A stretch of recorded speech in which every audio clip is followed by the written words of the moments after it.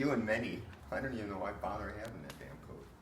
Okay, So I get a lot of people with tight shoulders, Alright, and I never know what to do with it. alright. That would, the stretches here, I guess you could, well, just one, but just this one. Could you do it with your hands versus feet? Okay, you all know what we're talking about when we did the feet. Okay, so yes, you can, of course. But there's one thing that I want you to pay attention to. So we're using this arm to help open up here, Uh-huh. right?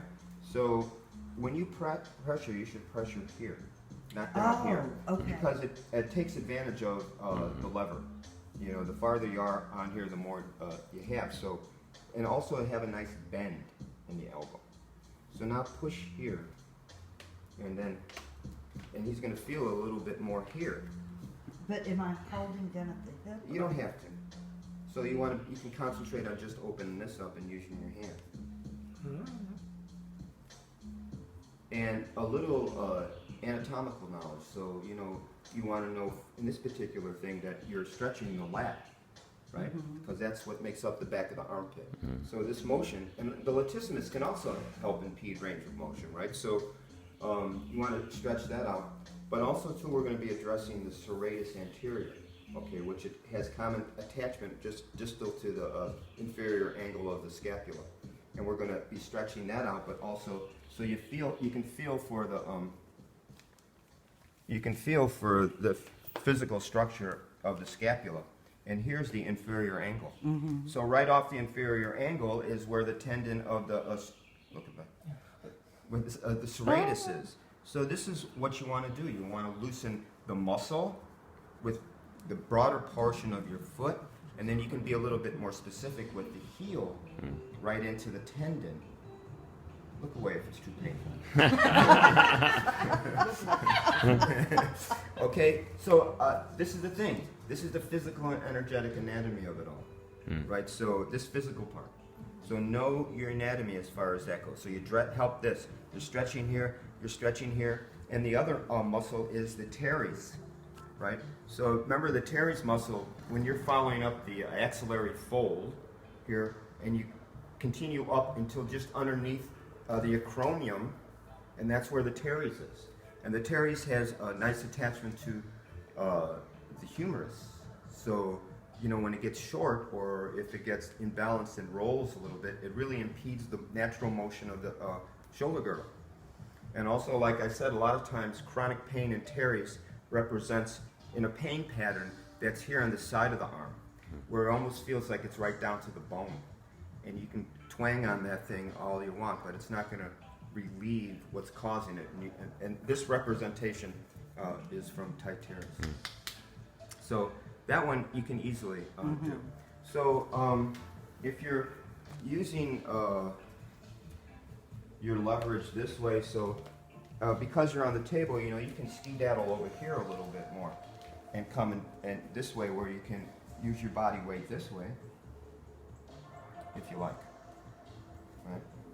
So can you use your thumb to hit a trigger point down here? Sure enough, you can. So if you're doing it this way, a lot of times because of the physical structure, when you're pressing in, you get hyperextension at this joint. So I would, if you want to use your thumb, I just come down where it's a little bit more even. Again, palpate for the inferior angle so you're on the tendon, and do a braced thumb. Okay. And then you just can lean in this way. Okay. And it's a lot more efficient, especially if your arms are like this, where you can lean in with your body weight. You can hold the pressure a lot easier. Because I see people hunkering down all the time, going like this, and their thumbs are so hyperextended. No. You can come in like this with a relaxed hand and a thumb in line, where you can come in like this and just lean in. That works too. But I like this position so much better. Okay.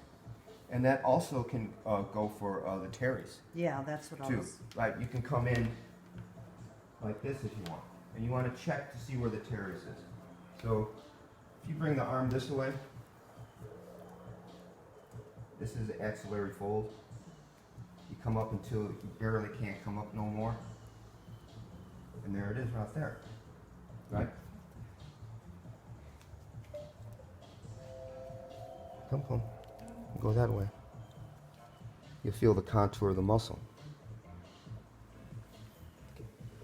Right? So you want to stay, check where it is, and then come like this.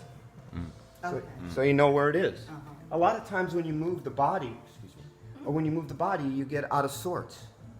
So palpate it in a way where it's friendly to you, where you know where you're at, right? And then hold that position and say, oh, okay. So now the exposure of it, you can get at a lot easier, right?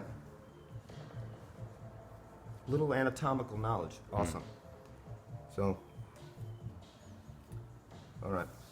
So, okay? All right.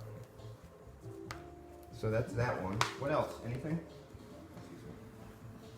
Somebody, anything else technique-wise? Curious about, did you say something about this one? Well, the legs, I think you can still, on the table, still use your body weight to, Right, and again, Work it. an easy thing too, if your table is at the right height and you want to do sustained pressure here, is you can do this.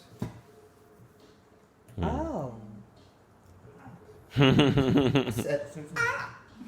Right? And again, it's the same premise always. I need to try. Oh, you want to try? Okay. Let me try.